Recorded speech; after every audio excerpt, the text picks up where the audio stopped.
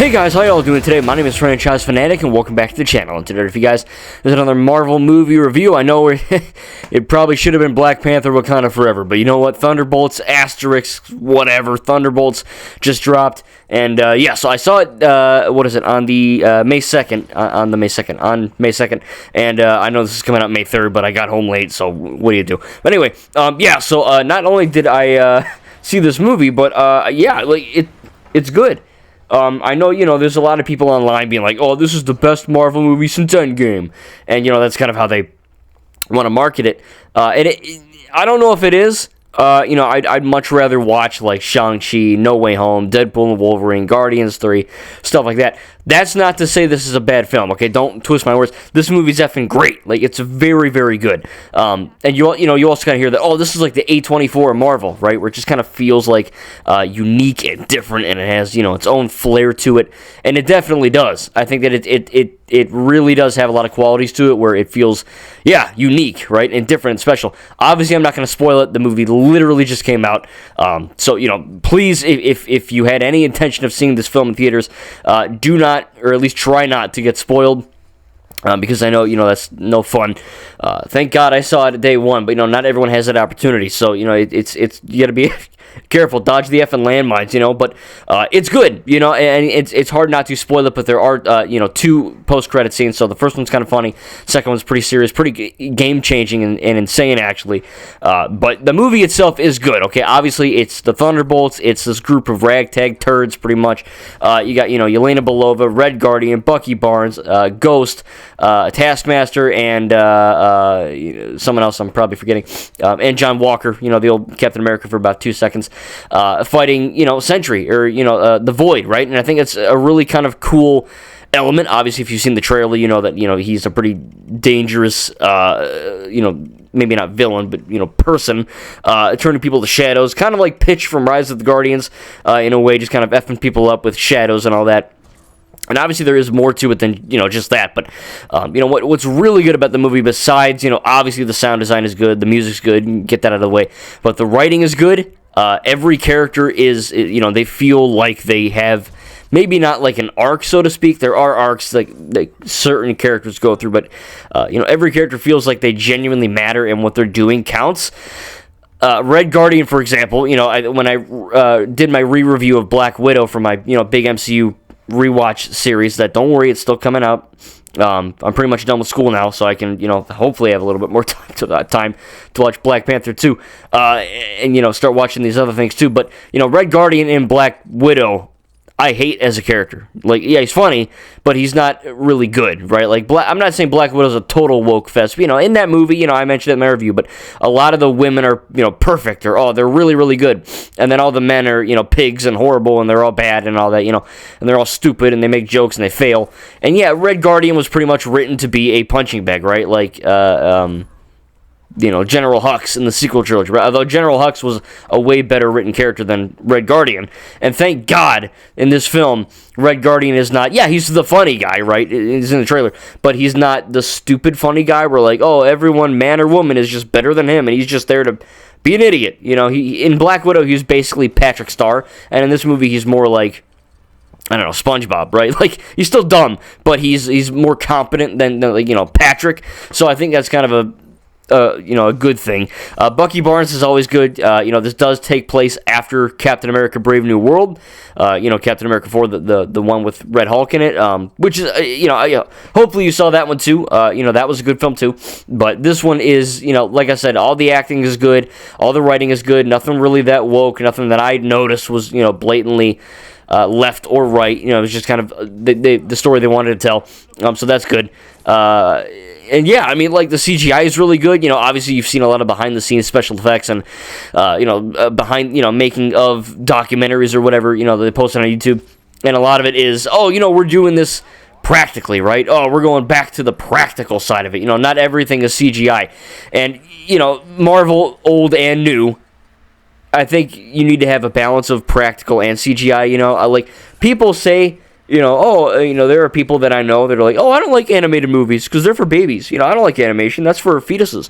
But then I'm like, oh, well, Avengers Endgame, the movie that you just watched and loved, that's basically an animated movie. with like a few heads, real people's heads, and literally half of these Marvel movies, CGI it's animation. Like, that's what it is. It's photoreal animation for the most part, but it's still a form of animation. So, it is nice to get back to, obviously, right, they're not going to actually kill people in this film and blow up cars or whatever, or maybe they did, but you know what I'm saying. A lot of that is kind of CGI, but, many of the action scenes, a lot of it, the movie starts with the Elena jumping off a building, like Tom Cruise. That's all practical. They blow up that building that Elena walks away from. It's like almost like 9/11 Part 2 in a way, like the building blows up and everyone's running and all that. And that was practical. They blew up the building. So a lot of the truck flips in the desert or whatever, or wherever they're at. A lot of, like, chairs getting thrown at people and, people flying around. And you can tell, Yelena and other characters are doing jumps and all that, and they're doing front flips and whatever. You can tell they're on wires and it's wire work. It's not, some of it's CGI, but I do like that they're going back to that practical side of action. And it's not to say that, Shang-Chi or Avengers 4 or No Way Home, every Marvel movie has practical elements. It's not all animation. But it is nice to see them marketing that. I know Deadpool and Wolverine effing, they did that too. With the what is it? Not the Void. Freaking, what do you call it? I don't know. The place. The place from Loki, right? Whatever that place is called, with the Fox logo and all that. I'm blanking. It's late, but it's kind of like that as well. And I think that's cool. Like that. It's a good thing to be proud of. I think having CGI in your movie and having it look excellent is great. But you can still tell, oh, that stunt was fake, or oh, that was a deep fake of a guy, or oh, that was a stunt guy, or oh, that was what. This, going back to that practical side, it's cool, and I like that. But yeah, the action's great, the writing is great, the comedy is, good. This is a bit of a darker Marvel movie. It's not the darkest we've ever had, but there's some pretty jacked up shit in this movie, and there's some, crazy things that happen. But there is comedy. A lot of it does come from Red Guardian, but there are some genuinely funny moments. Maybe not all of them land. Humor is one of the more subjective things in film. What you find funny, I might not, and vice versa. You might think fart jokes are the funniest thing in the world. I might not laugh at all. I don't know. I mean, it is what it is. So it's kind of hard to rate a film's comedy objectively and say, oh, that was good or bad, because again, everyone's different. But it's kind of like horror in a way, and this movie does kind of have some horror elements to it. If you've seen the trailer, you've seen Void, or you've seen that guy, right? Louis Pullman's character, Bob or whatever, kind of, F stuff up, so to speak. And, it's not, like, horrifying. I'm not, like, not going to sleep. But, it's a chilling image, and it's got some pretty crazy ramifications that happen. And there's some interesting things that happen due to this film. So I think they, for what they wanted to do with this movie, which is, make a darker, different feel Marvel movie with some comedy, so really good action. Yeah, I think they did it. This is a film that it feels big in scope, but not a lot happens. Like, sometimes it can become dangerously close to, like, not boring, but like, all right, let's do something now. There's a lot of talking in a warehouse. There's a lot of talking and speaking. I get it. You want to advance the plot, and Marvel movies, they're not for children. So, if you have the attention span of a fetus, you probably shouldn't be watching this anyway. But it is, different that a lot of Marvel movies have this formula, right? Where it's like, oh, funny, action, funny, action, funny, action, plot, action, funny, action, end. And that's not bad. That's just the shtick that they've been doing. That's not a bad thing. It works, right? These movies make a fudge ton of money for a reason. But at the same time, this does feel like, yeah, it's got those elements. But it, like I said, it genuinely feels a little bit different. It goes to some pretty jacked up places while still having some comedy, having really good action. But again, this is not like an Avengers level film, right? Like, people need to understand that this is I don't want to say it's a street level movie, but it's more ground zero than people might want. Again, there's not a whole lot that happens. A lot of this is a character study on mental illness, and not that I don't have mental illness, as far as I'm aware, but, as far as, like, Joker 1, Joker 2, those movies deal with mental illness a hell of a lot better than this, but this does go with that mental side and, like, the self-esteem aspect of your life, and, Yelena is kind of suffering from, some jacked up past stuff, and pretty much everyone in this Thunderbolts asterisk team is. So I think that's an interesting, spin on it. There's again, the 2 post-credit scenes, which are really great. But yeah, I mean, like I said, there's not really much more to say. I mean, it's good. It's very good. I mean, I don't think it's on the level of, best since Endgame. It's kind of like Andor, right? Andor season 1 and 2, which don't spoil season 2. I have 2 more to watch, and then I'll be all caught up with the show so far, and I can do my review on that. So if you're looking for my thoughts on Andor season 2, it should be coming in a few days. But Andor season 1 and season 2, especially season 2, was marketed heavily in the trailers as, it was an Emmy-nominated show, and it's mature, and it's adult, and it's the best Star Wars ever. And I love Andor Season 1, and so far I'm really loving Season 2, but I don't think it is the best Star Wars since, A New Hope or Empire, right? Like, I love it. I'm not saying that's a bad thing. Like, I genuinely love Andor, but I think it's a bit overrated.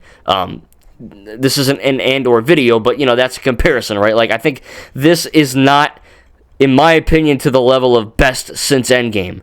But that does not also mean it's bad, right? I genuinely loved it. I thought it's funny, it's dark, it's mature, it's edgy, it's got a lot of cool action scenes. I love the dynamic team. I love the banter between the Thunderbolts team. I think that's really cool. It doesn't become cringy and like, they're just making jokes the whole time. Everyone's got a quip. I mean, they are quipping, but it doesn't feel overused, right? It feels like they kind of are getting better at that balance. Because, the MCU has gotten this I don't want to say shtick again, but this perception of going jokey too many times or at the wrong time, and then people just don't effing laugh, and then you go, the stupid jokes. And again, I know comedy is subjective; it's not for every. You might find something funny, and I might not. But I think that we're in this era of Marvel where I think they're getting better at that. We're kind of losing the woke agenda. We're just getting back to making quality films, and even the stuff with the woke shit in it, it was pretty quality. It's not like it's not like the MCU has ever made anything unwatchably garbage, right? Like even She-Hulk and Ms. Marvel, which I don't think are the worst things ever. They're not that good, but they're not unwatchable garbage. You know what I mean? So I think that people kind of, obviously it's the internet. People are always going to throw a big freaking hissy fit, but especially trust me, I'm a Star Wars fan. I get death threats a lot, okay, on Twitter. Trust me, but it's very much a case of if you break away from the internet and these stupid people, you just watch the effing movie, and if you call yourself a Marvel fan, I guarantee you will pretty much enjoy this movie. I think this was a pretty packed theater, and it was. People enjoyed it. There was some talking, and it was a good time. So yeah, I think it's a fun movie. It's not the best film since Endgame. It's not the best Marvel movie ever made. It's just not going to change the MCU forever. But it's a great. I'll say this: it's a great movie, and it's fun. It's funny. It's action packed. It's dark. It makes you think. It's got a surprising amount of heart to it. My mom was crying, and she never cries on Marvel movies. So I'm like, all right, they did what they wanted to do in that department. I don't cry because I'm a soulless turd, but I think that it's really. It takes a lot for me to cry at a movie. I think the only movies I've cried at, and I'm not, I'm a straight dude, but I'm not, afraid to be like, I'm a man and I don't cry. No, I'll admit it. I don't give a shit. I cry at movies. I'm not afraid to say that, but, I cried at the Lego movie for reasons, and then I cried at The Rise of Skywalker. That was pretty much it. I didn't cry at Endgame.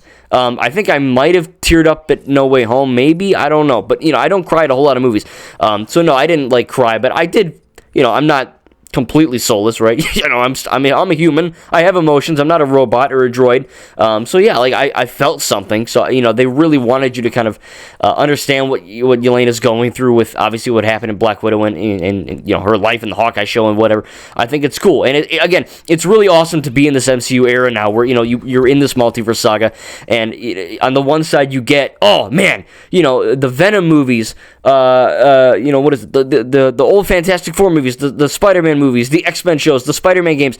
There is so much that is now canon to the MCU via the multiverse that 5, 6, 7 years ago, legally you couldn't do it, right? You couldn't. It was impossible, right? Sony and Fox and whatever, they could never be with Disney Marvel because it couldn't legally do it. But now that Disney bought Fox and they're working with Sony more, you can have the main MCU, have the Blade trilogy or Elektra or Daredevil with Ben Affleck, right? You have these things, even, the animated Spider-Verse movies. There is so much now that is canon and connected to the MCU through the multiverse. That's incredible. That is awesome. But then you also have this other side of Marvel that's more grounded, like Thunderbolts, which really doesn't have any multiverse elements apart from one part, which I won't get into. But it's more of a grounded-esque, type of movie. And obviously we've gotten that with Shang-Chi and Captain America: Brave New World and all that. So it's not like every movie is a multiverse event, but we're in the multiverse saga, and I think that they're doing a really good job of kind of, in my opinion, finding that balance of crazy stuff, but also, finding more grounded work to kind of deal with. And I think they kind of, with this film, they really nailed it, man. They really freaking did. So I'm gonna give Thunderbolts. As far as negative, again, there's a lot of talking sometimes, and I feel like not a whole lot happens. This is not like the final battle is not like a crazy Avengers level Age of Ultron battle, right? Like it's pretty self-contained in scope, but it still feels big in a way, you know what I mean? Like it's not like, oh man, this is the craziest film ever, but it still feels eventful, which I think is good. But yeah, there's a few moments where I was like, all right, we're kind of talking a lot in this warehouse, we're kind of doing a lot here. But again, that's the vibe they wanted to go for. They deliberately wanted it to be different, and that's not a bad thing. It could be, if you're a kid or a baby, I don't know. But if you're an older teen or an adult and you don't have the attention span of a dying mongoose, I think you'll be fine. So yeah, that's really my only negative. I mean, it's a very tiny baby. It's hardly a negative. I think most of this movie works. I mean, I genuinely had a good time. I knew it was going to be good, not only just from the reviews, but also, Marvel normally doesn't, it's probably not marketively lucrative to make a shit product intentionally, so they're gonna try to make the best thing they can, which sometimes they falter a bit in the past, but I think now it's great. It's really, really good. But I'm also not one of those Marvel fans that's like, oh, the MCU died, oh my god, and it's like you get one camp that, like me, who actually enjoys the MCU and actually enjoys comic book movies and comic book things and is actively looking forward to it, just like Star Wars and DC, right? It's all the same. And then you get people that are just complete fake fans and haters, and they just trash on everything. And then you get people who are like, oh, the MCU's dead, and then a movie comes out and they're like, it's back, the MCU's back, baby, the MCU's alive again. And then the next Marvel thing comes out and they're like, oh, the MCU's dead. It's like, no, it's either dead or it's not. You know what I mean? These movies make a lot of money, so clearly it's not dead, right? If the MCU was dead, we wouldn't be getting the MCU stuff. So yeah, I get it. People got to bitch and complain about everything now, but that's beside the point. I'm a Marvel fan that actually likes Marvel, for God's sake. So yeah, I actively look forward to these things. And if it's bad, I'll tell you straight up, it's bad. I'm not going to lie to you guys. And it's a really good movie. It's not the most, it's not my favorite, it's not the best, but it's great. It's definitely worth seeing in theaters, much like Brave New World was, much like pretty much every other Marvel movie was. I'm assuming Fantastic Four is going to be great as well. We'll have to see. That's coming out in July, so we got a lot of movies coming up in the summer. But I had a really good time with this movie. So yeah, let me know your thoughts. If you've seen Thunderbolts, I know it's pretty much just released, but please don't spoil it in the comments. Again, if you really do want to see this, hopefully you like my review. Please give it a thumbs up. Subscribe if you're new. I want to get to 2,000 subs before I die of old age. I'm 26. I got maybe 6 years left, so we'll have to see what happens. But anyway, please subscribe, and I'm looking forward to Fantastic Four and these two Avenger movies. I mean, being like Star Wars and DC, I would say being a fan of Marvel is great, and there's a lot of fun things to look forward to. Again, I am doing my MCU rewatch as well. Black Panther: Wakanda Forever will be up very shortly. I promise you that. I have a Recon Trooper podcast. I have the Andor video. I've got other stuff. So trust me, I will be getting more videos out. I'm pretty much on my summer break now for the most part, so I'm excited for that. But yeah, there's just a lot of fun stuff coming up, so again, make sure to like, subscribe if you're new. I'm very excited to cover more Marvel stuff and just more franchise material in general. Hope you guys enjoyed my review of Thunderbolts. Again, let me know without spoiling it down in the comments what your thoughts are on this movie. Did you like it? Did you not like it? Again, don't ruin it, but if you can keep it as vague as possible, we'll have a little discussion in the comments. Thank you guys, and we'll see you in the next video.